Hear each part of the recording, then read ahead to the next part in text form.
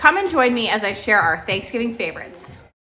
Welcome to Meals with Maria. Today I have delicious Thanksgiving sides that are things we serve at our normal Thanksgiving celebration. I'm also going to be cooking with my mom, so it's going to be Meals with Maria's mom as well as me. And at the end, stay tuned because I will show you some pictures from our Friendsgiving celebration. I hope you enjoy. We're going to get started with a classic pumpkin pie, and seriously, how good does this pie look? I personally have loved pumpkin pie for years with a little whipped cream on top. That's just my style. It says Thanksgiving. I go with a very simple recipe. My mom's going to make this one for me, and for some reason I'm just standing there. I'm not sure exactly what I'm doing. We've got 2 eggs, and you're just going to lightly beat those. To that, you want to add 3/4 a cup of granulated sugar. Give that a little mix. Add a teaspoon of ground ginger, a 1/2 teaspoon of ground nutmeg, 1.5 cups of evaporated milk. Give that another stir, and then you're going to add 1 can of plain pumpkin. You just want pumpkin puree, not pumpkin pie mix.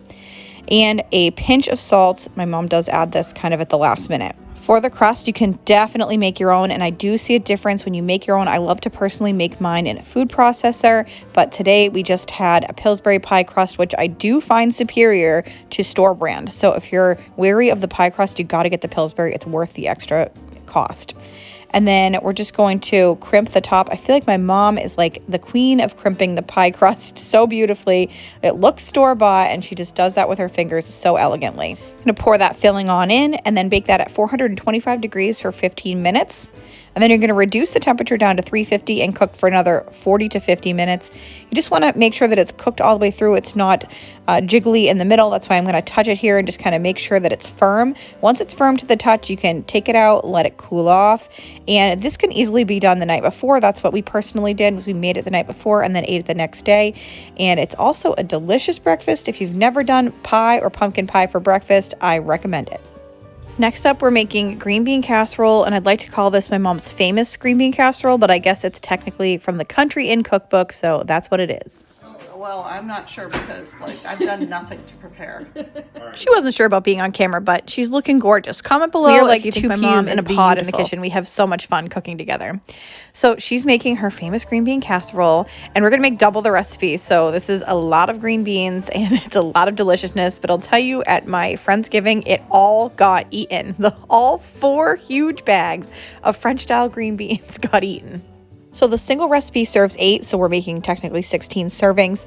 And you want to actually cook those French-style frozen green beans. They're 2 12-ounce packages. Cook them and then drain them. So you just want to cook them according to the package so that they're all cooked up. Then in a large saucepan, you want to heat 3, or in this case 6 tablespoons of butter with 2 or 4, as it may be, tablespoons of all-purpose flour, about 3 minutes until bubbly.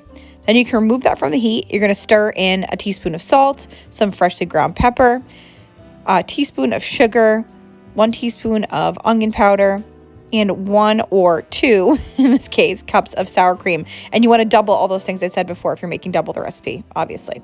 Go ahead and give that a good stir, and then you're going to mix that right into the green beans. And we poured our green beans into our mixture, and I think that's like what it says in the directions, but afterwards I was like, we should have just put the sauce over the green beans because they were in a bigger container. Duh. You know, hindsight is 20/20, right? You just want to pour that into a nice big greased casserole dish, whatever size will work for the amount that you're. To make the topping, heat a tablespoon or 2 of butter over medium heat. And then we're just going to pour some grated cheddar cheese right over the top here.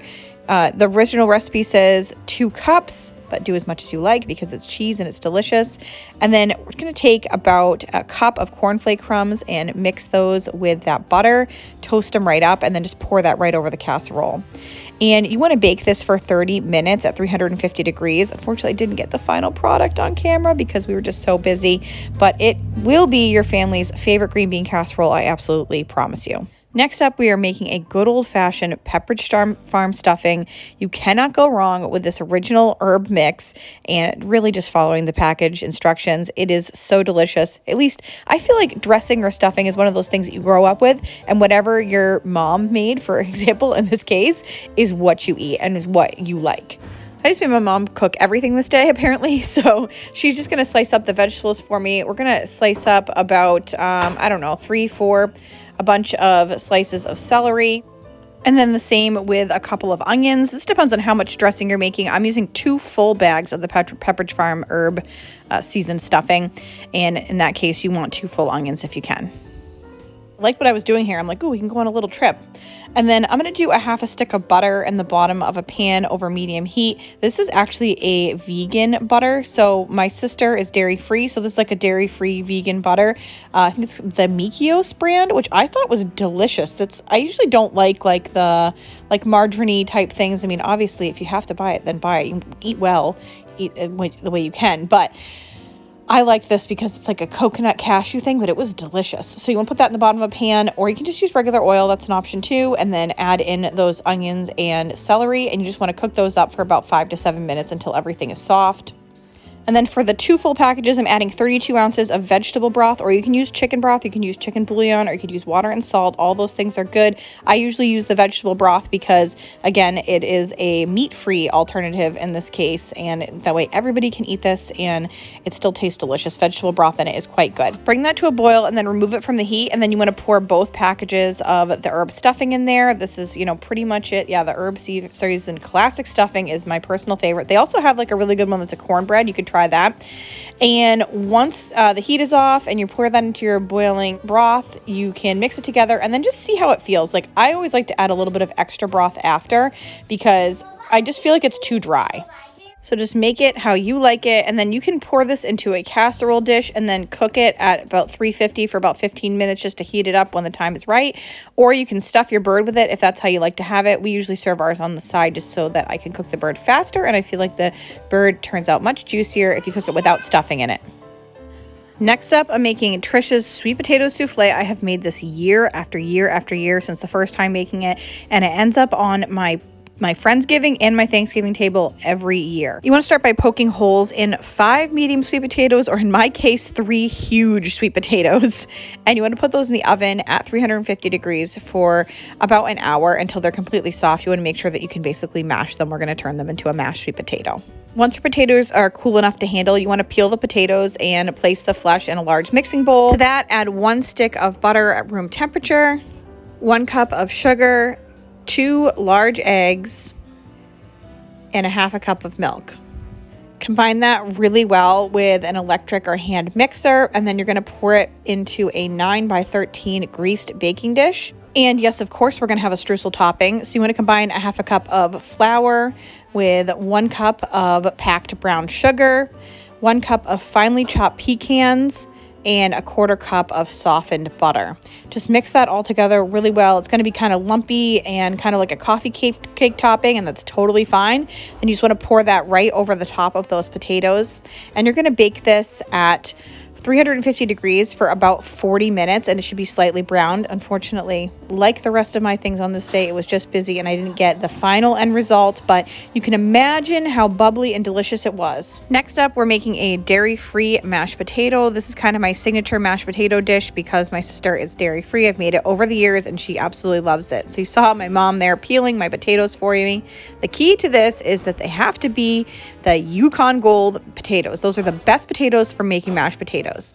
And I'm just salting some water, and we're going to pour in some cubed potatoes. I find they cook a lot better if they're already cubed. It takes a lot less time too than pouring the whole ones in there. You want to drain them out, and then we're going to make up our potatoes. It's going to be super quick. We're going to use about a half a stick of butter, or in this case, because there's the dairy-free ones, I'm using the I think it's called Mikios butter, same as I did with the stuffing.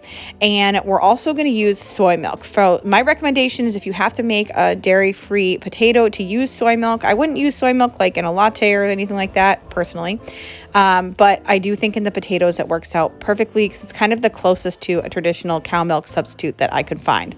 And then I added about a tablespoon of salt. You do want to mash them up and then see how everything turns out. If you find your potatoes are lacking in flavor, it is often a lack of salt. So you just need to add more salt and you will find that they will become delicious. I want to thank you so much for watching today. I'm so grateful to share these family recipes with you. If you want some more Thanksgiving inspiration, make sure to click on it. This next video, I have the top 8 Pioneer Woman holiday recipes, and I'll see you all very soon.